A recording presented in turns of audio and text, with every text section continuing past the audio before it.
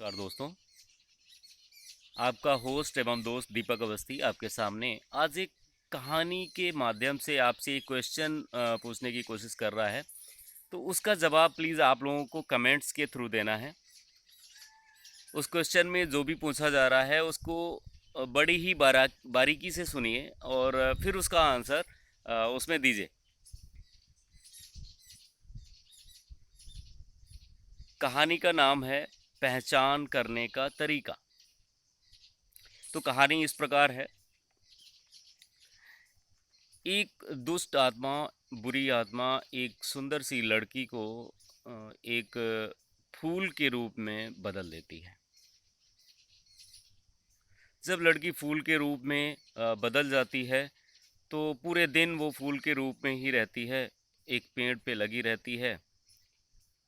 लेकिन जैसे ही शाम होने को आती है वैसे ही वो लड़की अपने शुद्ध वास्तविक रूप में आ जाती है और वास्तविक रूप में आने के बाद में अपनी माँ के साथ ही रहती है, रात भर रात गुजारती है।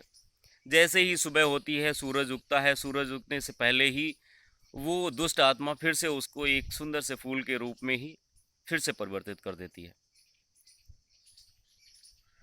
उस लड़की की माँ बहुत ही एकदम इतना दुखी है कि हमारी लड़की रात में हमारे साथ आ जाती है, लेकिन दिन में आखिर ये कहाँ चली जाती है, मैं इसको क्या करूँ, कैसे ढूंढूं। वो बहुत परेशान होती है। माँ बहुत परेशान है। माँ की उस परेशानी को देखने के लिए लड़की बहुत व्यथित है। लड़की भी क्या करे, वो एक बुरी आत्मा के चक्कर में फंस चुकी है। लेकिन वो अपनी माँ को बताती है कि माँ, मुझे एक बुरी आत्मा है जो क्या करती है, मुझे एक सुबह मतलब पूरे दिन के लिए मुझे फूल के रूप में वो कर देती है और मैं आपके इस पेड़ पे ही फूल के रूप में रहती हूँ।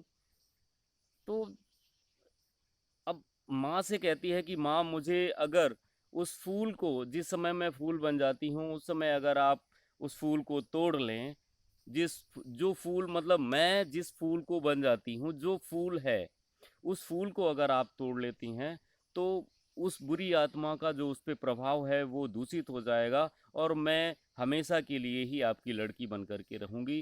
चाहे सुबह हो या शाम, मैं हर समय आपकी लड़की बनकर ही रहूँगी। मुझे उस बुरी आत्मा का कोई प्रभाव नहीं पड़ेगा।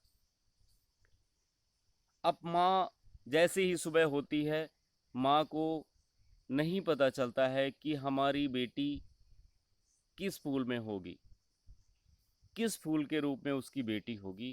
क्योंकि उस पेड़ पे बहुत सारे फूल हैं, बहुत सारे फूल हैं।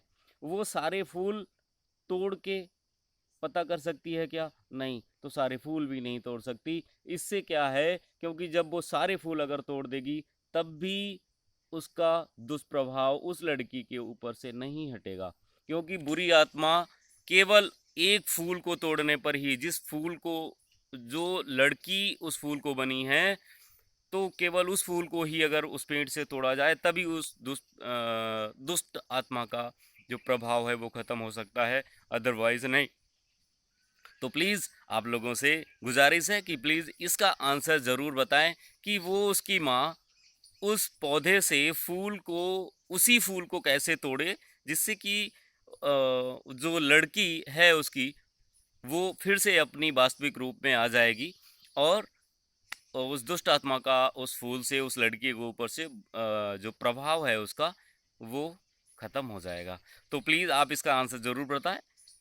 आंसर जानने के लिए भी कमेंट करिए, मैं आपको आंसर बताता हूँ कि किस तरीके से वो उस फूल को पहचानेगी कि ये फूल ही हमारा, इसी लड़की में ही हमारा फूल है।